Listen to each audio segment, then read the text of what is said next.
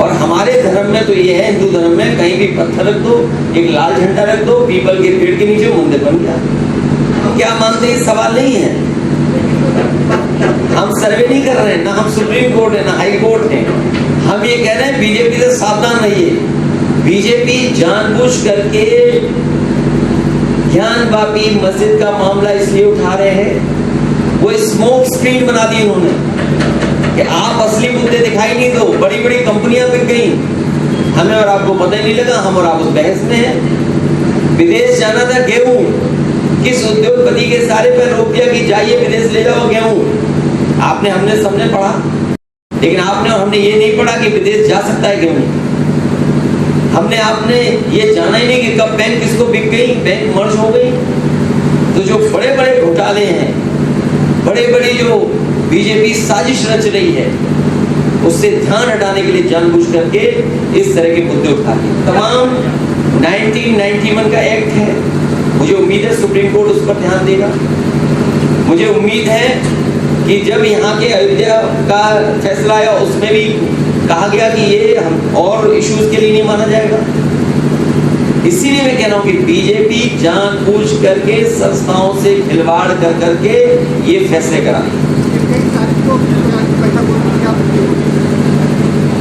और हिटलर के जमाने की कविता है, आप पढ़ लें, जो आंकड़े बताते हैं जिस तरीके का सरकार का कामकाज है उससे दिखाई देता है।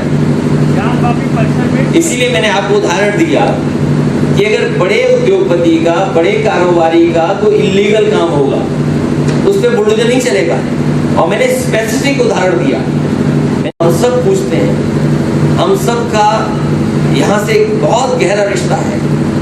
वहां पर अगर 5 साल की बेटी के साथ बलात्कार हो जाए और जिस स्थान पर बलात्कार हो जाए उस स्थान पर अभी तक बुलडोजर नहीं चला है। बताओ, जहां पर 5 साल की बेटी का बलात्कार हुआ हो उस स्थान पर बुलडोजर ये सरकार चलाएगी कि नहीं चलाएगी? ये बुलडोजर केवल डराने के लिए है। ये बुलडोजर केवल दल, जाति और हमारे मुसलमान भाई को डराने के लिए बुलडोजर है। ये बड़े लोगों के लिए।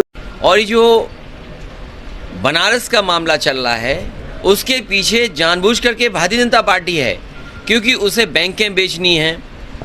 जो प्राइवेट कंपनियां सीमेंटों की बिक रही है वो अपने लोगों को कैसे लाभ पहुंचाना है, और LIC प्राइवेटाइज होनी है।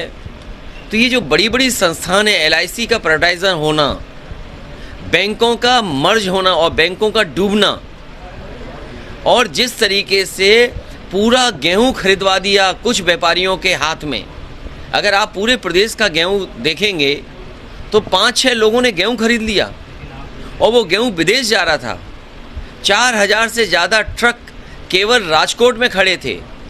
गुजरात के जितने पोर्ट थे उसमें बड़े पैमाने पर उत्तर प्रदेश का और मध्य प्रदेश का गेहूं रखा था। जब सरकार को पता लगा कि गेहूं पहुंच गया है, केवल जनता को धोखा देने के लिए उस पर बैन लगा दिया कि विदेश गेहूं नहीं जाएगा। और जैसे ही बनारस का मामला आगे बढ़ा, ताजमहल का आगे मामला बढ़ा, उन्होंने अनुमति दे दी, अनाज विदेश चला जाएगा, गेहूं विदेश चला जाएगा।